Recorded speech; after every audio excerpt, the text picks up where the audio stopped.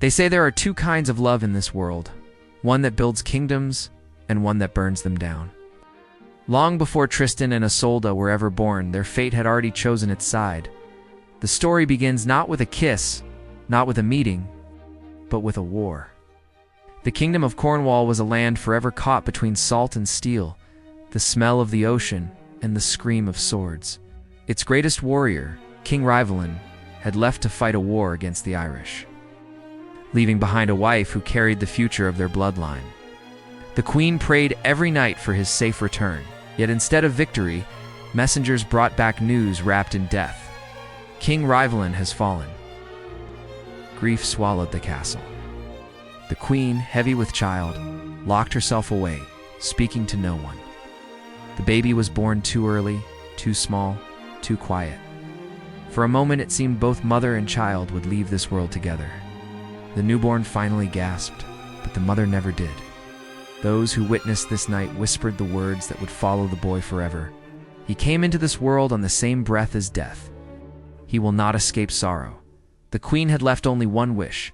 His name shall be Tristan, for he is born into sorrow. From that moment, the child was marked not by a scar on his body, but a weight on his destiny. Prince without a kingdom, orphaned on the day he was born. Tristan was taken by loyal knights and hidden far from the dangers of war. His lineage was concealed even from himself. The world would know him only as a ward of the court, not a prince. Growing up, he had two faces. A boy of unmatched laughter among friends, and a silent soul who stared at the horizon. As if it owed him an answer, he learned to ride before he learned to write. Learned the sword before stories. And every mentor who trained him uttered the same words. This boy is born to lead armies, but fate doesn't give without taking. The return to Cornwall at 16, Tristan joined a royal delegation returning to Cornwall. The great keep of King Mark, brother of Tristan's fallen mother, stood like a stone wave against the cliffs. King Mark had no children of his own. When Tristan entered his hall, a strange silence fell. The king saw him, studied him, his eyes, his posture, his spirit. It was like looking into the past. Like the ghost of King Rivalan had returned in the flesh, King Mark asked his name, his lineage, his past. Tristan answered respectfully, unaware of the truth, until the king stepped forward and embraced him. "You are my sister's son. You are home, Tristan." For the first time in his life, Tristan belonged somewhere. He had a family. He had purpose. He had a future. He swore his loyalty to King Mark with the fierce devotion of a warrior, and the innocent trust of a son who had never known love and fate. Quietly smiled in the shadows, the battle that changed everything. Peace never belonged to Cornwall. War returned, this time led by the Irish warlord, Morholt, a man feared across every coastline of the western seas. To protect his kingdom, King Mark gathered his knights. But the Irish demanded tribute, gold and lives, or Cornwall would burn. The knights argued. The king hesitated. Tristan did not. "Send me." A breath escaped through the crowd. He was young, too young, but his eyes held the kind of courage that silences doubt. King Mark lowered his gaze. "You are not ready." But Tristan had already stepped forward, not out of pride, but out of love. He would not let the man who gave him home bow before any foreign sword. The duel on the shore.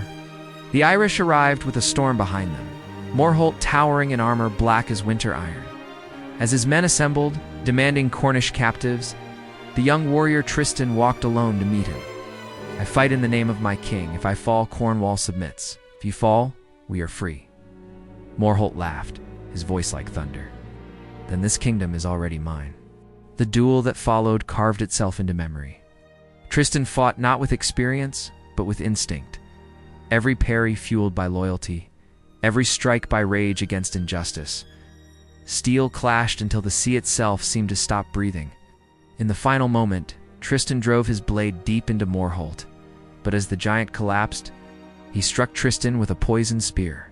The Cornish celebrated victory, till Tristan fell unconscious, his skin cold, his pulse fading. No healer in Cornwall knew the cure. Only one kingdom possessed the antidote. Ireland. A fateful decision. King Mark stood at Tristan's bedside, helpless. The healer's words were knives. If the poison reaches his heart, he will not see sunrise. There was only one option. Send him to Ireland, disguised, alone, defenseless.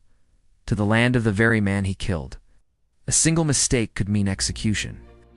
When Tristan awoke, trembling with fever, he whispered, "Let me go, my king. If I am to die, let me die trying to live." And so it was decided. He was placed on a ship with no banner, no heraldry, no mark of rank, a nameless, wounded stranger cast into the mercy of the sea.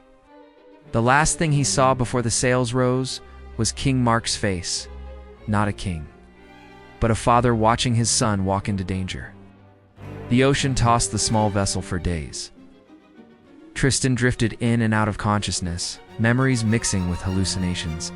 He saw his mother. He saw a crown, saw a woman he had never met. Whether it was a vision or prophecy, he could not tell. But he remembered one detail vividly: golden hair, like the sun on the ocean, eyes the color of morning, a voice that sounded like forgiveness. He reached toward her and collapsed. Next time he opened his eyes, he was not in the boat. He was lying on smooth stone, wrapped in warmth, surrounded by the scent of wild herbs. Standing beside him was the woman from his vision. Her voice, the same voice from his dream, whispered, "Do not move," was safe now. Her name was Isolde, the Princess of Ireland, the daughter of the man he had slain. And without knowing it, Tristan looked into the eyes of the woman who would become the greatest love and the deepest tragedy of his life. In early summer, 560 CE, coast of Ireland, waves crashed against a rugged shoreline as dawn fought its way through a gray horizon. The Kingdom of Ireland, still untouched by the tides of continental Europe, stood draped in mist and ancient ritual. Fishermen erupted into shouts when they discovered a wrecked boat washed ashore, and inside it a half-conscious youth with a wound blackened by poison. They carried him not to the king, but to the royal healer's chambers, deep within the fortress of Tara, crowned seat of the Irish High Kings. That was where Princess Isolde found him. The healer Princess Isolde was no ordinary royal. Since childhood, she had been trained in herbal medicine, surgery, and healing rituals. In a world where women were often limited to courtly duties, she had broken expectation with quiet, rebellious grace. She stood beside the wounded stranger that morning, her golden hair braided under a healer's veil, eyes sharp with both curiosity and responsibility. His pulse fights, but it fades, she said, examining him with calm precision. If we do nothing, he will die by nightfall. Her attendants hesitated. This man is not one of ours. Surely the king should decide his fate. Isolde didn't look up. Okay, if he is a threat, he will answer for it later. If he dies now, we will never know. That was the first choice she made, one that history would never forget. The first awakening 2 days later, midsummer, 560 CE, Tristan awoke slowly, as though rising from beneath the ocean itself.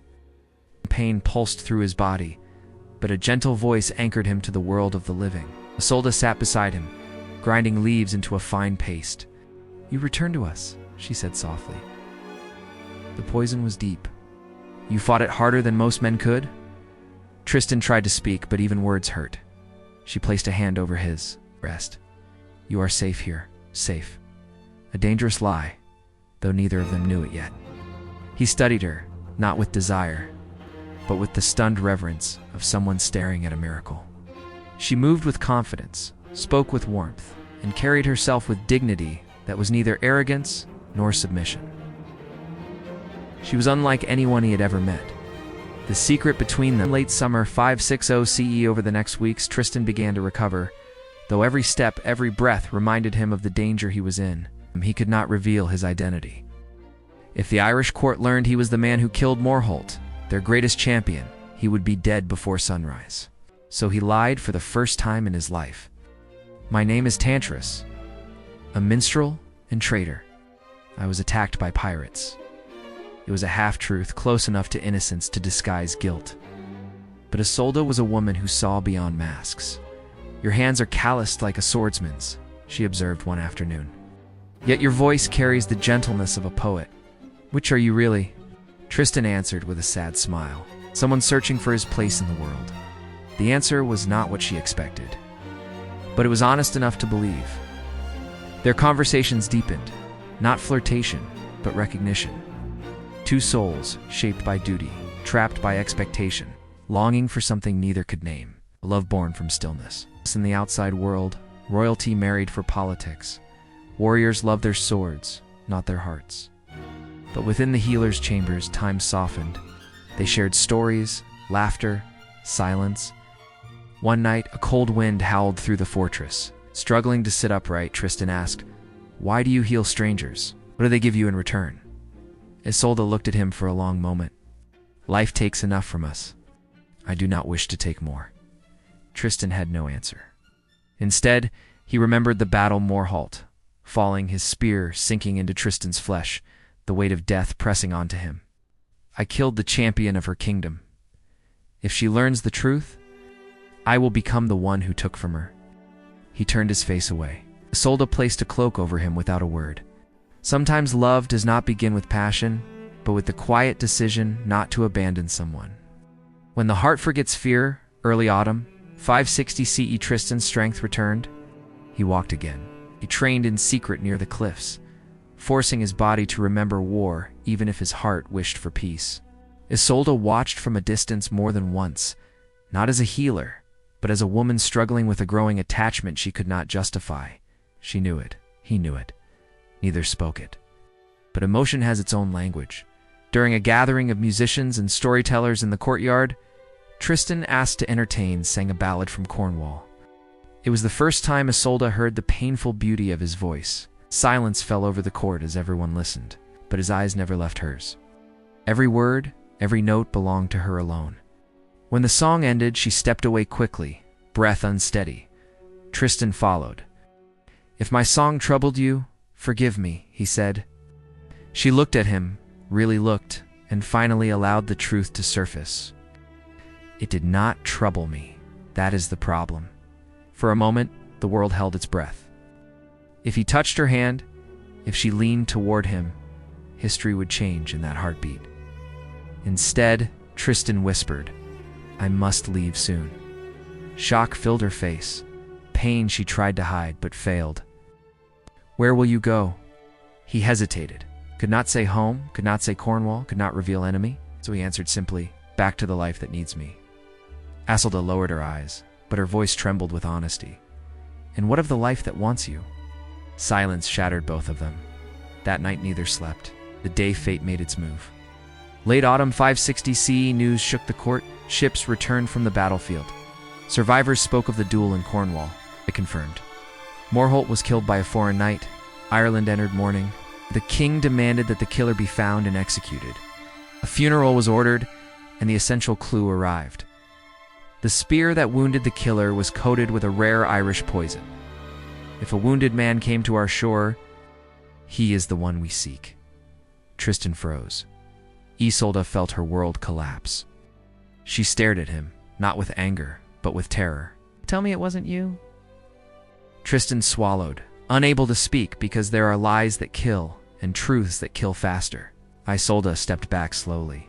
"The court discovers who you are, you will not survive. They will hang you before sunrise." Tristan prepared for death, did not plead, did not beg. If he was to die, he would die as a warrior. But she made a different choice. "Go. Tonight, before they close the gates. I will get you to the coast." He stared at her, the woman who saved his life twice now, even when she should have hated him. "Why are you doing this?" he whispered. Her answer was the first confession between them, "Because losing you hurts more than losing the truth." Rain whipped across the coast as the two rowed toward the shore under darkness. Guards patrolled everywhere. A single mistake meant death. When they reached the secret cove, Tristan turned to her, water and tears mixing on their faces. "If fate were kind," he said, "I would never leave you." Isolde didn't hesitate. "If fate were kind, you would have washed ashore anywhere except here." For the first time, she touched his face not with passion, but with heartbreak. "Go, before my courage breaks." Tristan stepped into the boat. Isolde placed her hand over his. "Do not forget me." His voice broke. The boat pushed away. She watched him vanish into the darkness. That was the night love began, not in union, but in separation. As the boat drifted, Tristan whispered into the storm, "If I live, someday, somehow, I will return to you." He did not know then that destiny would bring them together again. Not as strangers, not as lovers, but as bride and protector for another man. Night fell over King Mark's stronghold, Tintagel Castle, autumn, 572 CE. The air was sharp with the first bite of winter. Torches burned against the stone walls, and preparations filled every corner. Today was not a war council. It was not a coronation. It was something far more dangerous, a peace banquet. For the first time in 2 decades, the banners of rival kingdoms fluttered side by side, not one above another. Saxon warlords, Cornish nobles, Breton knights, druids, minstrels, all were invited. A moment the chroniclers would later call the Night of Impossible Peace, but destiny had a different script. The arrival Tristan rode through the castle gates hours before the feast, escorting hundreds of noble guests. Yet none of it prepared him for what he saw next. A procession of Irish envoys, horses draped in emerald cloth, entered slowly. At its center, veiled, sat a woman on horseback. Whispers spread immediately. The Irish princess, the bride of King Mark. Tristan froze. He didn't breathe. He didn't blink. Time shattered. Her voice cut the winter air softly. "Tristan?" He knew the voice before the veil lifted. Isolde, not the healer of the forest, not the grieving woman he loved, not the secret he swore to protect. Tonight, she was Isolde, Princess of Ire, the future Queen of Cornwall. And Tristan, her escort, her protector, her cure, became her doom. The banquet begins on the sunset of October 18th, 572 CE. The great hall roared with celebration, drums, harps, laughter, the mirage of unity. King Mark, dressed in regal crimson, welcomed his guests with pride. He saw Tristan first. "My nephew, my victory, my truest knight. Sit beside me tonight." Tristan bowed. But his eyes found Isolde across the hall. Her gold veil shimmered, her eyes lowered, yet every heartbeat between them was deafening. That single glance held. The day she healed him from death, the nights they spoke beneath the forest moon. The memory of her hands trembling when she touched his scars the first time he whispered her name, everything they had ever been, and everything they could never be. The curse of the chalice, a silver chalice, was raised to bless the new alliance, not just peace, but marriage. The guests whispered, "The king will announce the royal wedding tonight." Wine poured freely, but only 2 goblets were sealed with destiny, one for Isolde and one for King Mark, because Isolde's mother, master of ancient Celtic magic, had brewed a potion before Isolde's departure, a love draft, a final attempt to erase the past, a spell to force happiness where the heart refused. It was meant for Mark and Isolde, and fate intervened. Amid the chaos of servants, musicians, dancers, horses, envoys, and celebration, the goblets were mixed. 2 cups became 2 traps. The moment of collapse near the end of the feast, King Mark was called to greet Saxon emissaries. Tristan, weary and dizzy from the pressure of the night, approached Isolde. He offered water first. Her hands shook. Her eyes avoided his. "We must never speak of the past," she whispered. "After tonight, I become queen." Before he could answer, a servant mistakenly delivered the enchanted chalice meant for King Mark to Tristan. Isolde recognized the symbol painted at the base. No, not that cup, but her voice drowned in music and cheers. Tristan drank, and in panic, thinking it was poison, Isolde seized the same cup and drank too. The spell awakens for a heartbeat. Silence. Then the world erupted. The potion was not toxic. It was ancient. It did not create love. It unleashed what was already there. Every memory, every unspoken desire, every stolen heartbeat ripped open at once. Tristan saw only her. Isolde saw only him. The hall vanished. The crowd disappeared. Duty dissolved. Politics evaporated. They stood still in the center of the world, united by something stronger than war, stronger than loyalty, stronger than the crown. Love that could not be destroyed, only denied, should have ended quietly. But destiny doesn't allow forbidden love to hide. Tristan, unable to contain the force of the draft, called her name aloud. "Isolde, my heart, stay with me." The entire hall fell into stunned silence. King Mark turned. Isolde froze like stone. Tristan felt his soul shatter as he realized what he had done. Warriors reached for swords. Nobles muttered betrayal. Whispers multiplied like fire. His queen, the knight and the princess. Since when? During the war. This is treason. Treason of the heart. The fragile peace, the months of negotiation, the hope of unity, all turned to dust in a single breath. And yet, even in the terror of exposure, Isolde did something only destiny could explain. She stepped toward Tristan, not away. A step that declared, if the world must burn for love, then let it burn. The king's verdict mark rose slowly, not in anger, not in rage, but in devastation. I trusted you both. I loved you both. You love each other. No king should sound that broken. No uncle should look that wounded. No man should feel that betrayed. His final words sealed their fate. You have not wounded me in battle. You have wounded my soul. Tomorrow, your punishment will be chosen. And with that, guards seized Tristan. Isolde screamed, not like a princess, but like a human being torn from her life. The feast meant to unite kingdoms became the feast that destroyed them. The chroniclers of 572 CE recorded it simply. From this night forward, peace was impossible. Love became a weapon, and destiny demanded a price. Dawn, in October 19, 572 CE, Tintagel Castle, Cornwall. The courtyard was silent, too silent. Warriors stood in formation, their armor black with frost. The sea wind cut like knives, and every face looked grim. The verdict of King Mark awaited. Tristan, shackled, blood drying on his torn tunic, kneeled before the throne. Isolde, guarded on both sides, was forbidden to speak, touch, or even look at him, yet her eyes remained locked on his. Mark rose, a king divided between crown and heart. He could not kill Tristan. He was family, heir, and the reason the alliance existed. He could not kill Isolde. Her death would ignite war with Ireland. So he chose the cruelest punishment. You will live, but you will never see each other again. Isolde was to be delivered to a remote tower till her wedding to Mark. Tristan was to be exiled across the sea, stripped of rank, of inheritance, of honor. Duty protected the kingdom. Destiny refused. The escape that night, winter clouds blocked the moon, the perfect darkness. A single loyal knight, Governal, Tristan's mentor since childhood, risked everything.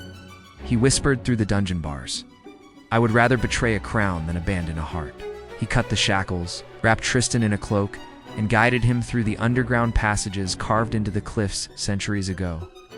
But Tristan refused to escape alone. At the tower where Isolde was held, he whispered one word through the barred window, Come. She did not hesitate, not for her crown, not for her reputation, not for her future, only for him. Together, they fled on horseback into the night, into the direction no soldier would dare follow, the forest of Moira, the wilderness of ghosts, wolves, and ancient Celtic spirits, a land feared since before Rome. This was January 573 CE, the date when two lovers vanished from the world. Life in the wild, the forest did not welcome them. Wolves howled through the night, snow covered the ground, rivers froze over, and the cliffs hid sunlight for weeks. They slept under trees, in caves, in abandoned druid sanctuaries. Tristan hunted deer. Isolde gathered herbs. Governal kept watch like a silent guardian. Every day was survival. Every night was longing, yet they were happy, not safe, not comfortable, not certain, but happy. Because for the first time, they did not hide their love. They did not belong to a crown. They did not fear discovery. They were simply Tristan and Isolde in the ancient ruins of Moira. Tristan whispered, I would rather live in exile with you than reign without you, Isolde answered. I would rather die with you than live as a queen alone. The forest was cold. Their love was warmth. The price of peace, but kingdoms do not forget. By spring 573 CE, both Ireland and Cornwall were preparing for war. The disappearance of the princess threatened the entire coast. King Mark searched relentlessly, not with fury, but with sorrow. He did not want to punish them. He wanted them back. He sent messengers across the land. If they are found, bring them home alive. But home meant separation. The sanctuary deep inside the forest lay a forgotten place, a druid temple built before Christianity reached Britain. Stone columns wrapped in vines, carved runes of gods and seasons, a fire pit that had not burned for a century. There Tristan and Isolde built their life. A blanket woven from deerskin, a hearth they lit with flint. Every night a journal Isolde kept, recording their days together months past, through 573 and into 574 CE. They were not king or knight or princess anymore. They were people, two souls trying to exist. They laughed, they fought. They comforted each other through storms and hunger and fear. They loved each other in ways no crown or army could erase.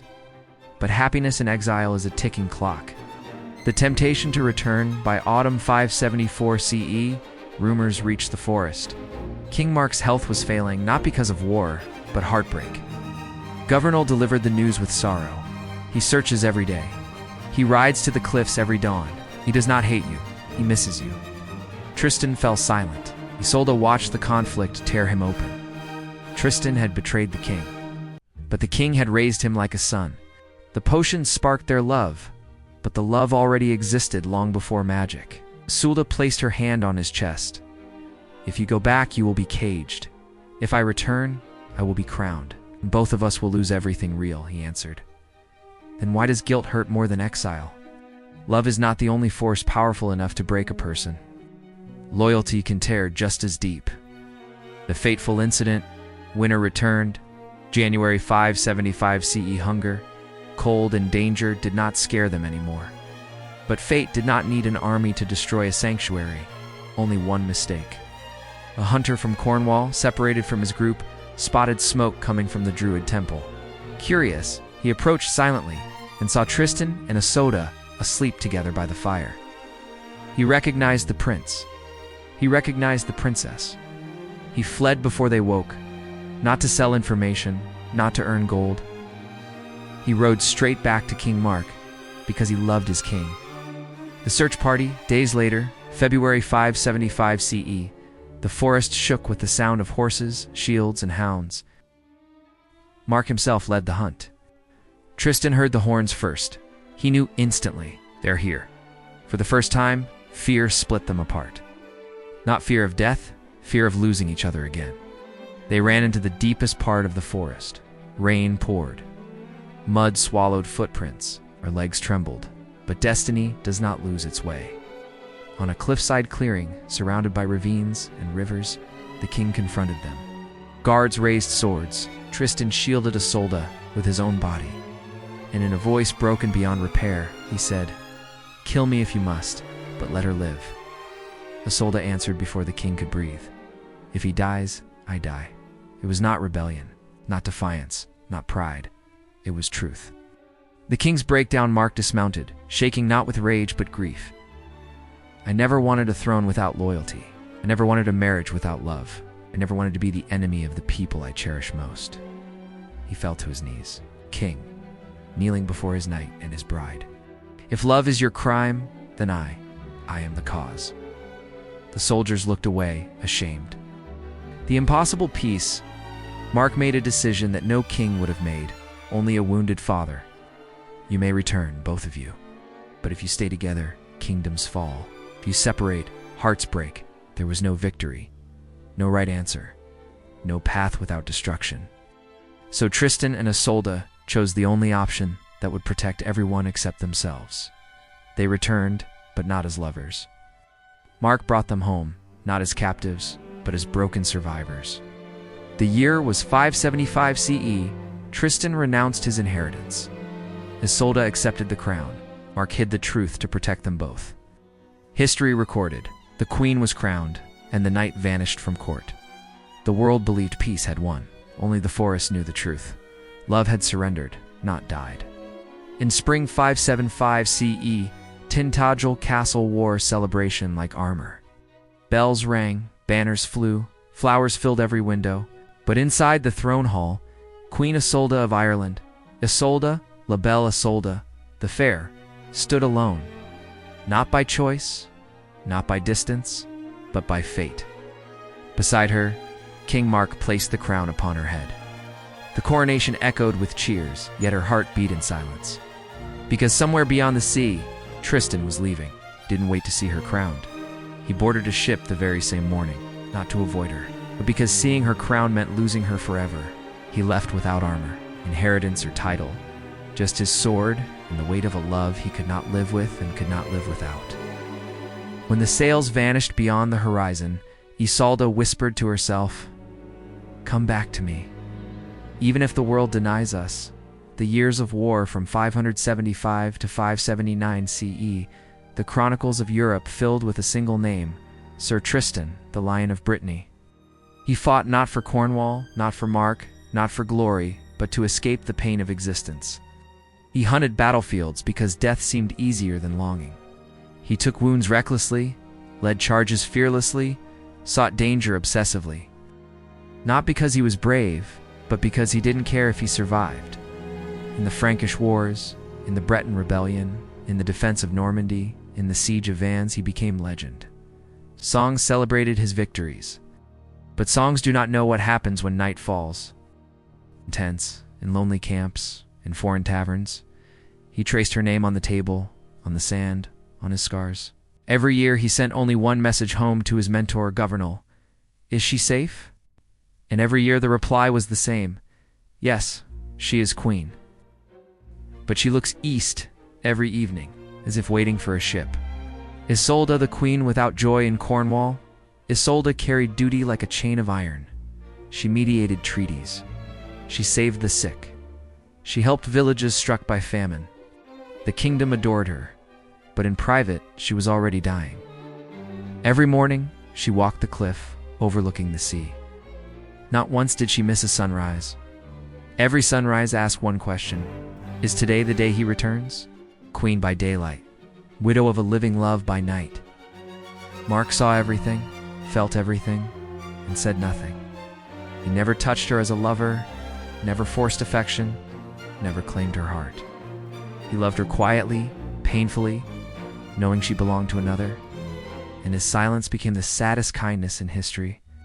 The marriage of necessity, 578 CE. Tristan, severely wounded in a siege in Brittany, was taken to the court of King Hol.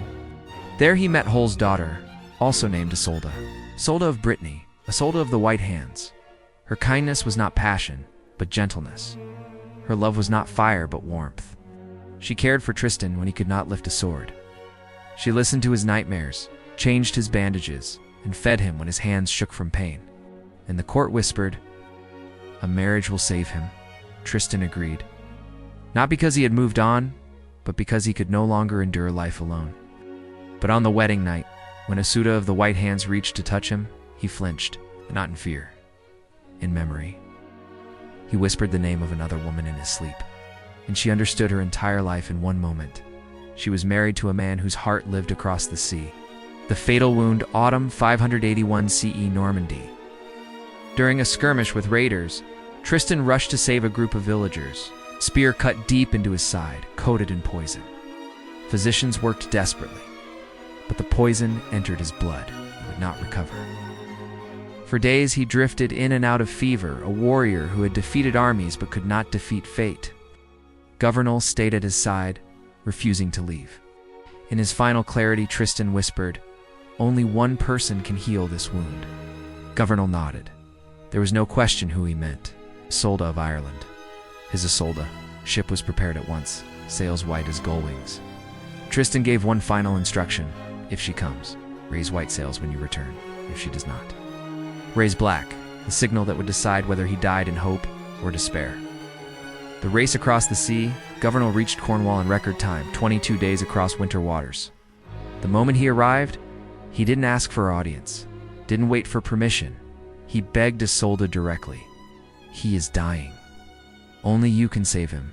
Her hands trembled, her heartbeat faltered, but there was no hesitation. Without crown, without escort, without even informing the king, she boarded the ship. She left a note marked in tears: "I must go. Forgive me." The wind carried them forward like destiny itself had taken the sails. Back in Brittany, Tristan lay near death, struggling to breathe, whispering her name into the air. "Isolde, are you coming?" Every hour was a lifetime, Every hour was agony. The white sails the morning of April 582 CE. A young boy ran up the cliffside watchtower and screamed, "A ship! Ship is coming!" Tristan rose from bed, delirious and shaking, gripping the window frame with dying strength. Governor shouted from the shore, "White sails! White sails!" She was coming. Isolde was coming.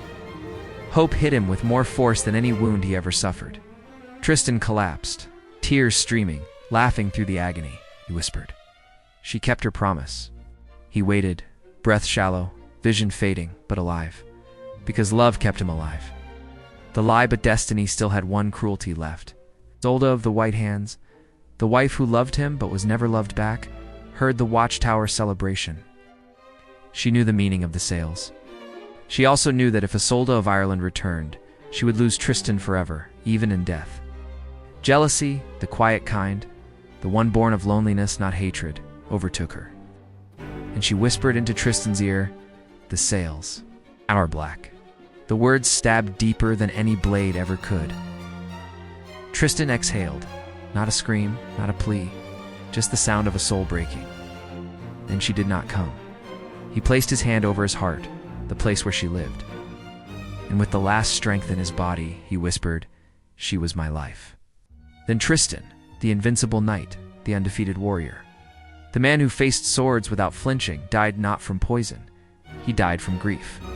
The arrival minutes later, the ship docked. Isolde of Ireland leapt ashore and ran with wild desperation through the castle halls. And halfway up the stairs, she saw Governor's face. She didn't need words. She collapsed beside Tristan's body, gathered him in her arms, and kissed his lifeless lips over and over, crying not like a queen, but like a woman whose entire soul had been cut out. "You waited for me, I know you did. I'm sorry I was not faster." She felt his cold skin. She held his still hands. She pressed her head to his chest, and in a broken whisper she said, "I am coming." Isolde died beside him, of no wound, no poison, no illness. She simply stopped living in a world without him. Aftermath? Love stronger than time. When King Mark heard of their deaths, he came to Brittany not as a ruler, but as a mourner. He buried them together, not apart, side by side. On their graves, he placed no title, no rank, no kingdom, only their names. Tristan and Isolde, because that was the truth history could never erase. Legend says that from Tristan's grave grew a thorn tree, and from Isolde's grave grew a rose. Every time people tried to cut the vines binding them together, they grew back. To plants, to lives, to souls, forever intertwined. Empires rise and fall. Kings live and die. Battles are forgotten. Cities turn to dust. But the story of Tristan and Isolde has survived 1,500 years because it is not a history of war, but a history of the human heart. A reminder that love can be more powerful than kingdom's destiny, can be more unforgiving than war, and sometimes the greatest loyalty is the one we feel in silence. Their love did not conquer the world, God conquered time.